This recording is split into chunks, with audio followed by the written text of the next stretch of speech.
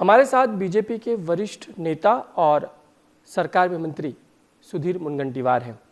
उनसे कई फिलहाल जो सवालात महाराष्ट्र की राजनीति में उभरे हैं उस पर प्रतिक्रिया जानने की कोशिश करेंगे। इससे सबसे पहला सवाल जो है ठाकरे वर्सेस ठाकरे से जुड़ा हुआ है। सवाल यह है कि अभी अमित ठाकरे भी हमें वर्ली जो विधानसभा क्षेत्र है, जो आदित्य ठाकरे वहाँ से विधानसभा से विधायक हैं, उनके कॉन्स्टिट्यूंसी में घूम रहे हैं, कह रहे हैं कि कुछ काम ही नहीं हुआ है, हमने उनको समर्थन दिया था लेकिन हम देख रहे हैं कि 5 साल में कुछ काम नहीं हुआ। अब अमित ठाकरे एक्टिव होते नज़र आ रहे हैं हमें वर्ली से। नहीं, इसमें बुरी बात क्या है? रावण वर्सेस विभीषण नहीं हुआ था, कौरव वर्सेस पांडव नहीं हुआ था, तो इसमें नई राजनीतिक क्या बात है? ये तो कलयुग है। वो समय में एक भाई दूसरे भाई के खिलाफ लड़ते हुए देखा है, तो यहाँ पे कोई हम नया कुछ हो रहा है ऐसा सोचना ये आश्चर्यजनक है। ये कोई न्यूज़ है क्या? ऐसा बहुत बार हुआ है। आदरणीय सोनिया जी के खिलाफ आदरणीय मेनका जी रही है। अब दोनों सग्गी बहुएं थी स्वर्गीय इंदिरा जी की, विचार नहीं पटा। आवश्यक नहीं है कि एक भाई का विचार जो है वो दूसरे भाई ने ग्रहण करना चाहिए।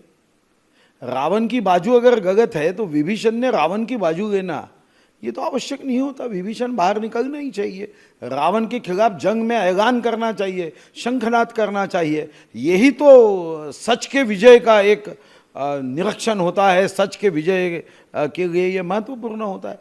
अगर राज ठाकरे जी के बेटे वो सोच कर आगे निकल गए तो उनको बहुत बहुत बधाई।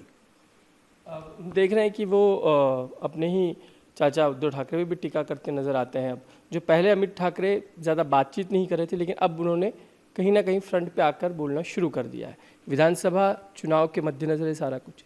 देखो भाई साहब, ये तो राज ठाकरे जी ये वैसा देखे जाए तो उनके रियल कज़िन है, मगर सगे भाई ने उद्धव जी पे टीका की है, जो तो एक ही माता के कोख से जिन्होंने जन्म लिया उन्होंने टीका की। तो ये तो जनतंत्र में मुझे लगता है कि ये इसको कोई बहुत गंभीरता से लेने की आवश्यकता नहीं होती। बहुत जगह पे बहुत राजनीति में ऐसा होता है, तो इसको लेकर बहुत गंभीरता हो गई या अभी कोई दुनिया डूबने पे आई है ऐसा क्यों सोचना? ये तो राजनीति का एक अंग है। सगा भाई सगे भाई के साथ राजनीति में कभी कभी अलग लड़ता है, मामा भांजे अलग लड़ते हैं, एक जगह तो बेटा और पिताजी अलग लड़े हैं। तो मैं समझता हूँ कि इसमें ये कोई अभी नया कुछ हो रहा है ऐसा सोच के इस पर कोई प्रतिक्रिया देना ये कोई गंभीर मामला नहीं हो सकता। जो लोकसभा के चुनाव आए उसमें महाविकास आघाड़ी में खासकर अगर हम देखें तो कांग्रेस को अच्छी खासी बढ़त मिली है, यानी कि एक एमपी से लेकर 13 तक का जो सफ़र है वो उनके लिए काफ़ी महत्वपूर्ण रहा है। ऐसे में अब महाविकास आघाड़ी में छोटा भाई बड़ा भाई की अब रस्सी खींच हम जिसे कहते हैं रास्ता कशी शुरू हो गई है। देखो, अंडा खाए फकीर की जो कहावत है, मेहनत तो महाविकास आघाड़ी में है, ये तो उद्धव जी और शरद पवार जी ने की थी। अब इनकी जगत ज़्यादा आ गई तो अब इनको ऐसा लग रहा है कि महाविकास आघाड़ी में हम ही बड़े भाई है। तो मुझे लगता है ये तो अच्छा लक्षण है महाराष्ट्र के हित के लिए, जनता के हित के लिए। इनमें अगर ऐसी अनबन होती है तो मैं समझता हूँ कि इस पर प्रतिक्रिया दे के उनको सावधान करने की क्या आवश्यकता है।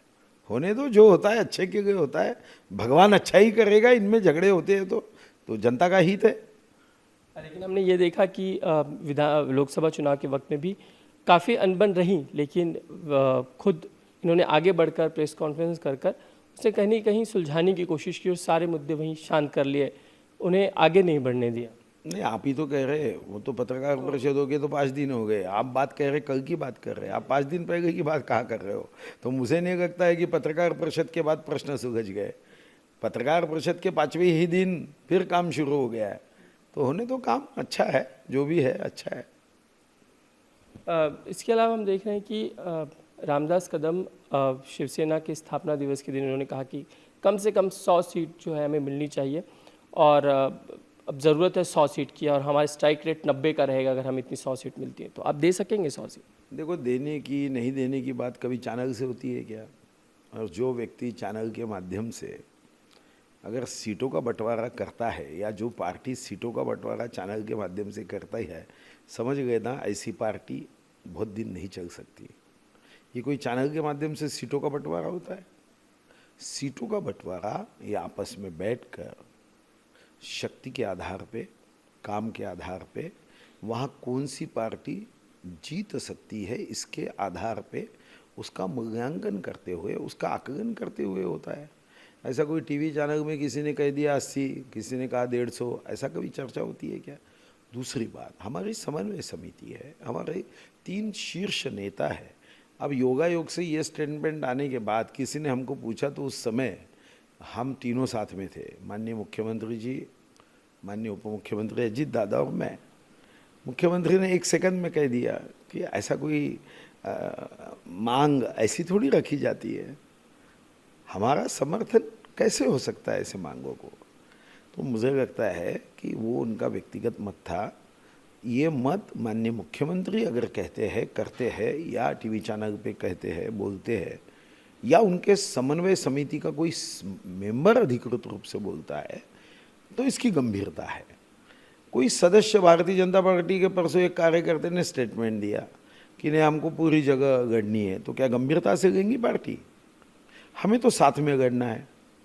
तो किसी एक कार्यकर्ता के कहने से हम अगर अपनी राजनीति की दिशा तय करते रहेंगे तो हमारी दशा होने में समय नहीं लगेगा, जनता हमारी दशा करेगी। देखो, दिशा ये समन्वय समिति के माध्यम से तय होती है, ना कि किसी व्यक्ति, कार्यकर्ता, नेता के कहने के आधार पर होती है। लेकिन हम उसी सभा की अगर बात करें तो रामदास कदम ही जब ये कह रहे थे हाथ जोड़ते हुए कि हमें लोकसभा के वक्त में हमें बहुत देरी से हमारे उम्मीदवार जो की घोषणा हुई, जबकि बीजेपी की उम्मीदवार की घोषणा 2 महीने पहले हुई। यही हमारे साथ हुआ होता तो हमारा स्ट्राइक रेट और बेहतर होता, शायद हम 15 जगह जीत लेते। नहीं, देखो ऐसा है, ये तो बहुत कुछ लोगों का भी कहना रहता है, कार्यकर्ताओं का भी रहता है कि टिकट जो है वो थोड़ा पहले जाहिर होनी चाहिए। तो ये कोई रामदास कदम जी ने कहा नहीं, ये तो मेरा भी कहना है कि टिकट थोड़े जल्द अगर हम जाहिर करते हैं तो तैयारी करने में आसान बहुत ज़्यादा होता है। अब उसमें अड़चन कभी कभी ये रहती है कि टिकट देरी से करने में कि जगह कौन से पार्टी की कौन सी है ये तय नहीं होता। दूसरी अड़चन ऐसी होती है कि हमको कांग्रेस के उम्मीदवार भी देखना होता है, क्योंकि आज कल बहुत सारी बातें बदल गई। पहले लोग विकास के आधार पे वोट करते थे, कर्तृत्व के आधार पे वोट करते थे, किसी व्यक्ति के स्वभाव के आधार पे वोट करते थे। अभी तो जात पात इतनी ज़्यादा हो गई है, तो राजनीति में उसका भी बैलेंस करना होता है, इसलिए देरी से होती है। मगर निश्चित रूप से ये समय में जो रामदास कदम जी ने कहा है, पार्टी भी सभी सहमत रहेगी और जितने जल्द हो सके टिकटों के बारे में, टिकटों का बंटवारा हो, सीटों का बंटवारा हो, अलायंस में जो समन्वय है उसको सही दिशा में ले जाने का हमने निर्णय किया है। एक बात उन्हें जाते जाते ये भी कही कि अगर अजीत दादा ज़रा लेट आते तो बहुत अच्छा होता। ये जो अच्छा है, इस पर मुझे कोई प्रतिक्रिया नहीं करना, मगर मेरी एक बात निश्चित है कि अब अजीत दादा को हमने साथ में लिया है तो अच्छाई बुराई का विश्लेषण करने की आवश्यकता नहीं है। हम तीनों जो है पूरी शक्ति के साथ आगे जाना चाहिए, यही भाव सभी ने विकसित करना यही उचित है। तो देर से आए, पहले आए, लेट आए, अब जो हो गया वो हो गया, उसमें हम क्या कर सकते हैं। शिवसेना एक्सेप्ट नहीं कर पाई क्या? क्योंकि हमने देखा था कि शुरुआत में जब शिवसेना अलग हुई थी, ये कारण भी दिया था कि अजीत पवार की वजह से बहुत नुकसान हुआ, फंड नहीं मिले। वो जो गुस्सा है या वो नाराज़गी है वो अभी भी नेताओं में वैसी ही दिखाई दी। क्योंकि अगर स्थापना दिवस पर अगर रामदास कदम जैसे नेता अगर बात करते हैं तो शायद सब में ये कहीं ना कहीं थॉट है। लेकिन ये थॉट रहने की आवश्यकता नहीं। जब अजीत दादा फाइनेंस मिनिस्टर थे तब सीएम एकनाथ शिंदे जी नहीं थे, तो उनके हाथों में ये बात नहीं थी कि निधि का वितरण कैसे करना। मगर आपको और महाराष्ट्र की जनता को भी मैं जानकारी देना चाहूँगा कि सबसे प्रथम क्रमांक में मुख्यमंत्री होते हैं।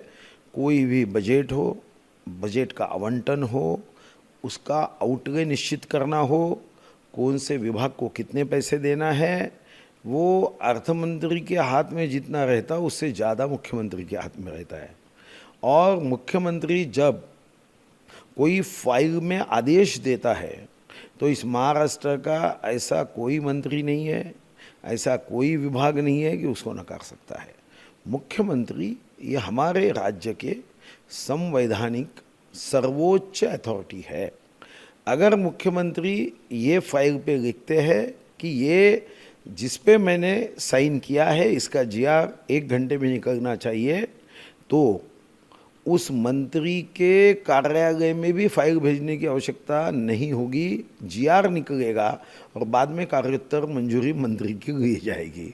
तो इसलिए आपने ये अब कहना कि अजीत दादा कोई अटकाते हैं, तो मुझे लगता है कि ये रूल्स ऑफ बिजनेस हमने पढ़ा नहीं है। फिर रूल्स ऑफ बिजनेस में राज्यपाल महोदय को अगर मुख्यमंत्री एक छोटी चिट्ठी पे भी लिख देते हैं कि ये पोर्टफोलियो इनका निकाल दो, इनको डिलीट कर दो, तो 1 मिनट में वो पोर्टफोलियो भी निकलता है और वो मंत्री भी निकल जाता है। वो मंत्री भी गाड़ी से नीचे उतर जाता है और मंत्रालय से नीचे उतरता है। तो मुझे ये आश्चर्य होता है कि अब अभी भी आप अजीत दादा के बारे में ऐसे बोलने की आवश्यकता क्या है कि अजीत दादा हमें निधि नहीं देता। अभी अजीत दादा के अकेले के हाथ में थोड़ी रहने वाला है, मुख्यमंत्री जी भी दे सकते हैं। तो ये विषय रूल्स ऑफ बिजनेस के आधार पे ये विषय कहाँ उपस्थित होता है, मुझे नहीं लगता अगर ऐसा कोई कहता है।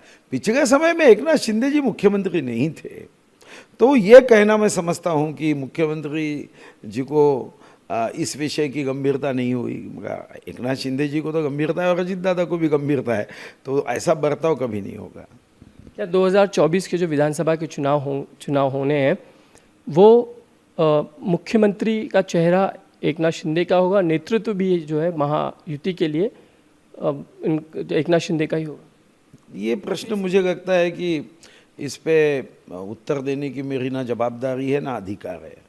कोई किसके नेतृत्व में चुनाव लड़ना है ये हमारे शीर्षस्थ नेता तय करते हैं, और आने वाले दिनों में महाराष्ट्र कौन आगे ले जाएगा ये भी शीर्षस्थ नेता तय करते हैं। अभी तो ये तय है कि 2024 का चुनाव भारतीय जनता पार्टी के नेता देवेंद्र जी रहेंगे, महायुति के नेता एकनाथ शिंदे जी रहेंगे। हम अगर महायुति की बात करें तो सबसे बड़ी जो संख्या है वो बीजेपी की है। अगर सीटों का बंटवारा जब भी होगा तो क्या इसमें सबसे बड़ा दल के रूप में संख्या आपकी होगी? बड़े भाई की भूमिका में आप ही होंगे क्या? देखो, राजनीति में कोई भाई बड़ा नहीं, छोटा भाई नहीं। भाई भाई के भाषा में अगर देखते तो बड़ा बड़ा ही रहता है, छोटा छोटा ही रहता है। छोटे भाई की ऊंचाई कितनी भी बढ़ गई तो भी वो बड़ा भाई बन नहीं सकता। राजनीति में ये परिभाषा लागू नहीं है कि वक्त के साथ वक्त का तकाजा होता है, कोई पार्टी छोटी रहती है, बाद में वो बड़ी होती है। अगर हम 2 सांसद 1984 में जीत के आए, अगर 1984 में अगर देखेंगे तो फिर आपकी भाषा में हम तो बहुत छोटे बच्चे थे, तो इसका मतलब क्या हुआ कि हम हमेशा छोटे रहेंगे क्या? इसे राजनीति में भाई भाई की उपमा देकर छोटा भाई, बड़ा भाई, ये सगा भाई, ये कजिन ब्रदर, ये बहन है, ये सावत्र भाई है, ऐसे में राजनीति नहीं होती। राजनीति की परिभाषा एक ही है, जो जीता वो सिकंदर। और इस दृष्टिकोण से आने वाले दिनों में हम आगे जाते हैं, और संख्या के आधार पे कोई बड़ा भाई छोटा भाई हुआ रहता तो फिर तो हम 105 थे, 50 थे एकनाथ जी, फिर भी क्यों मुख्यमंत्री बने? क्योंकि राजनीति में भाई भाइयों की परिभाषा कभी नहीं होती। मगर एक बात पक्की है, परिभाषा भाई भाई की नहीं है, मगर जब हम एक देश के लिए, राज्य के हित में आते हैं तो हमारा जो प्यार है वो भाई भाई जैसे रहना चाहिए। इतना ही इसमें हमने अर्थ पकड़ना चाहिए। एक आखिरी सवाल ये कि हम देख रहे हैं कि ओबीसी का आंदोलन फिलहाल तीव्र रूप धारण कर रहा है, आपकी बैठकें भी होनी है, उनके साथ प्रतिनिधिमंडल आपके पास आएगा, लेकिन एक और मराठा आंदोलन, दूसरी ओर ओबीसी, दोनों ही समाज एक दूसरे के सामने खड़े हुए नजर आते हैं। नहीं, ये महाराष्ट्र के स्थिर सरकार के लिए, राजनीतिक स्थिरता के लिए, महाराष्ट्र के आर्थिक आगे बढ़ने के लिए ये वातावरण तो कभी अच्छा नहीं होता। इसीलिए आज मुख्यमंत्री महोदय और हमारे दोनों उप मुख्यमंत्री महोदय ने 5 बजे हमारे ओबीसी भाइयों की बैठक बुलाई है, जिसमें मराठा भाई बहन और ओबीसी भाई बहन, इनके मन में अगर एक बार खटास तैयार होगी ना तो बहुत नुकसान हो जाएगा महाराष्ट्र का। हम सब भाई है, हमने हमेशा बचपन में प्रतिज्ञा की है, भारत माझा देश है, सारे भारतीय माझे बांधव है। तो हम महाराष्ट्र में सभी लोग जय भवानी, जय शिवाजी का जयघोष करते हुए महाराष्ट्र को आगे बढ़ाने की चेष्टा हम करें। जातियों के आधार पर जब ये बटेगा तो निश्चित रूप से महाराष्ट्र बहुत पीछे जाएगा। धन्यवाद सर, बातचीत करने के लिए। कैमरामैन मिलिंद के साथ समीर भिसे, इंडिया टीवी, मुंबई।